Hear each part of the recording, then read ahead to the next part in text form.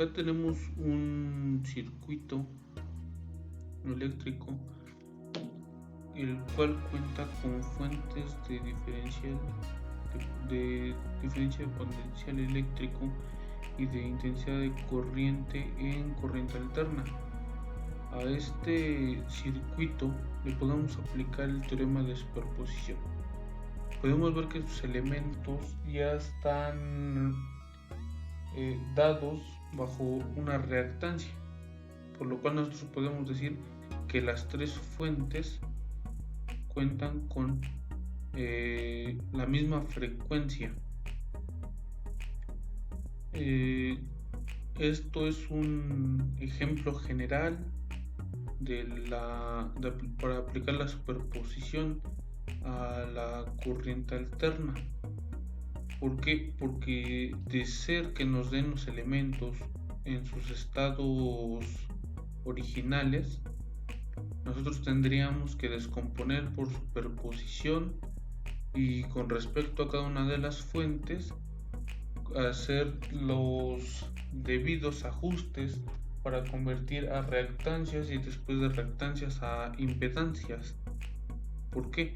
Porque el teorema de superposición nos dice que las características de un elemento, ya sea voltaje o intensidad de corriente, va a ser igual a la suma del comportamiento del mismo elemento con respecto a cada una de las fuentes. Por eso, para utilizar el teorema de superposición, tenemos que eliminar, en este caso tenemos tres fuentes, tenemos que eliminar dos. Tenemos que dejar solamente una fuente de alimentación, ya sea por diferencia de potencial eléctrico, que es el voltaje, o por intensidad de corriente. Para las fuentes de intensidad de corriente, lo que se hace es que se quita la fuente y se interrumpe el circuito. Para la diferencia de potencial eléctrico, se quita la fuente y se hace un cortocircuito. Acá, como lo podemos ver. Primero vamos a trabajar con esta fuente. Acá podemos ver fuente 1, la Z total con respecto a la fuente 1. Yo realicé, o acá se realizó, una sumatoria o un análisis para obtener una Z total directamente. Acá, si podemos ver, con nuestra fuente se hace un circuito en serie con una resistencia equivalente en paralelo, que es lo que tenemos acá. ZL de nuestro inductor más ZR1 de nuestra resistencia 1 más la fórmula para obtener la resistencia total de una resistencia en paralelo que cuenta solamente con dos resistencias. Al aplicar todo este proceso obtenemos la resistencia total o impedancia total. Por eso nosotros podemos decir que con este circuito la intensidad con respecto a nuestra fuente E1 es igual a E1 entre la Z total, que sería, hablando de la ley de Ohm, intensidad es igual a voltaje sobre resistencia. Al aplicar nosotros esto, tenemos que en nuestro circuito nosotros podemos encontrar una intensidad de 1.46 y el ángulo, ¿no? En el voltaje R1 nosotros podríamos decir que es nuestra intensidad. Como está en serie, el flujo de la intensidad camina en la misma cantidad en ZL, en ZR1, y en esta parte del circuito se divide. Lo que pasa en este momento es que nosotros podemos calcular el voltaje en R1 con respecto a este circuito directamente. Al calcularlo nos sale esto, pero nosotros por nuestro circuito estamos buscando una VO con respecto al elemento ZR1 con cierta polaridad. Si nosotros analizamos este circuito, la polaridad es la misma que la que nos pide el ejercicio: más menos, más menos y más menos. En este caso, como es la misma polaridad, nosotros podríamos simplificar o modificar números complejos el voltaje de VO con respecto a la fuente E1. Procedemos con la siguiente fuente, en este caso la de intensidad de corriente. Acá hicimos o cambiamos por cortocircuito las otras dos fuentes que son de diferencia de potencial eléctrico. Nosotros podemos ver acá que con el cambio de las fuentes el comportamiento de la impedancia es diferente, el comportamiento de las resistencias. Nuestra fórmula acá cambia porque la Z total es igual a impedancias, resistencias en paralelo, pero una de estas resistencias es una resistencia equivalente. Esta resistencia equivalente se podría decir que es igual a ZR1, esa resistencia, más el paralelo de estas dos. Acá lo podemos ver. Llevando a cabo todo este proceso de resistencia total, obtenemos nuestra resistencia total aquí en ohmios. No es necesario hacer estos procesos. Este es un proceso que yo utilizo por comodidad.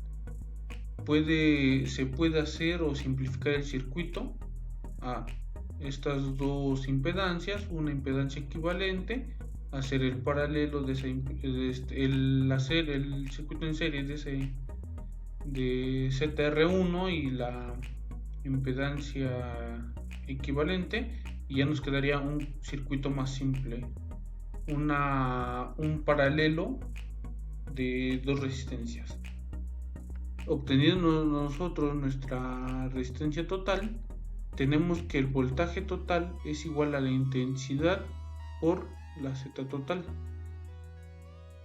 por lo cual nosotros podríamos decir que el voltaje total en este circuito es este de acá. ¿Qué es lo que sucede en este circuito? Nosotros, para poder encontrar BR1, tenemos que cambiar la forma. ¿Por qué?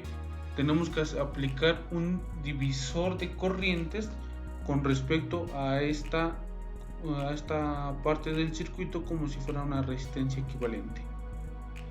Voltaje en R1 es igual a la ZR1.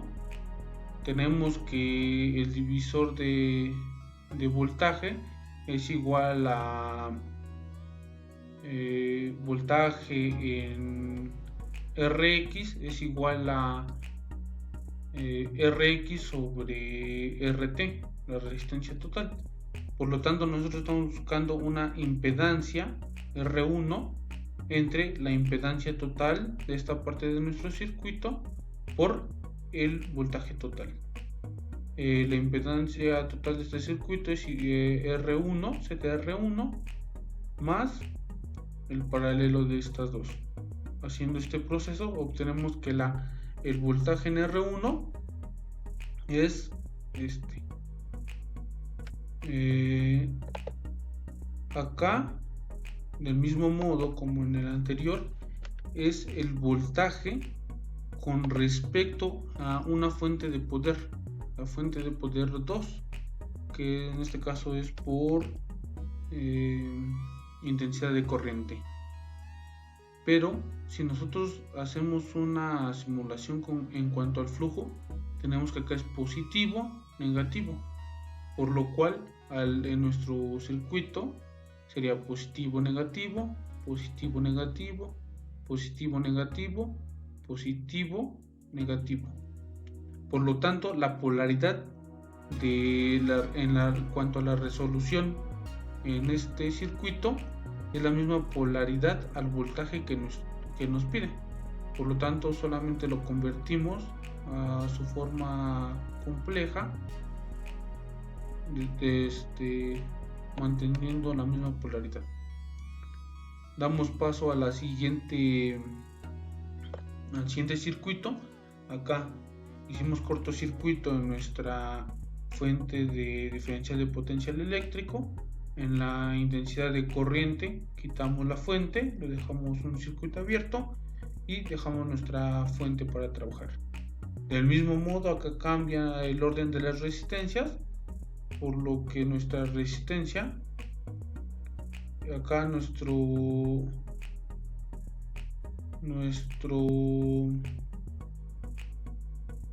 resistencia total, nuestra impedancia total cambia. Si analizamos el circuito, tendríamos que la ZR2, que es esta, más el paralelo de ZC, y está como resistencia equivalente. Por lo tanto, Z total es igual a ZR2 más el paralelo de 1 sobre ZC más 1 sobre ZL más ZR1, porque es un circuito en serie, una parte de circuito en serie. Haciendo todo este proceso, obtenemos una impedancia total. Aquí nosotros tendríamos que el voltaje en esta parte de circuito, que es el paralelo de ZC con esta Z equivalente, es igual a, aplicamos un divisor de voltaje con respecto a todo el circuito. Entonces tendríamos que es Rx, voltaje en Rx es igual a Rx, en este caso estamos tomando toda esta parte del circuito como Rx sobre RT, que es la impedancia total por el voltaje total de nuestro circuito. Haciendo todo este proceso, obtenemos que el voltaje en toda esta parte del circuito, en este nodo, es igual a esto de acá. Acá yo lo sustituí o dije que es igual a voltaje equivalente 1 para dar mejor claridad a esta parte del ejercicio. ¿Por qué? Porque acá nosotros decimos que BR1, el voltaje en la resistencia 1, es igual a, aplicamos divisor de voltaje de nuevo, pero con respecto a solo esta rama. ¿Por qué? Porque esta rama está en serie. Recordemos que el divisor de voltaje solo está en circuitos en serie. Aplicando esto, nuevamente divisor de voltaje, tenemos que el voltaje en la resistencia 1 es igual a esto.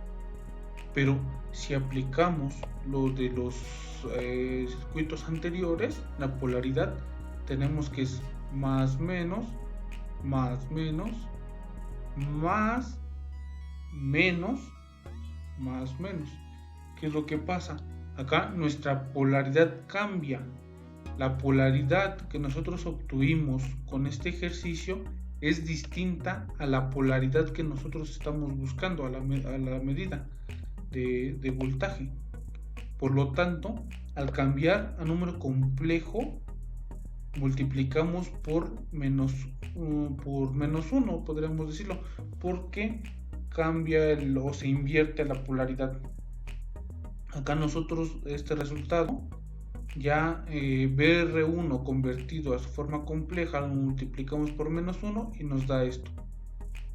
Por lo tanto, para darle solución al ejercicio, nosotros tendríamos que voltaje O, que es lo que nos está pidiendo, si vemos, voltaje O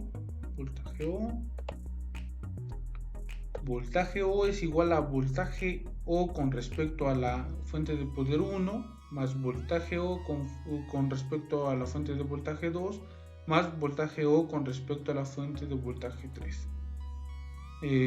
Aplicamos las fuentes, los resultados con respecto a las fuentes de voltaje o el voltaje O con respecto a las fuentes, y nosotros obtenemos que el voltaje O, el voltaje que estamos buscando, es esto.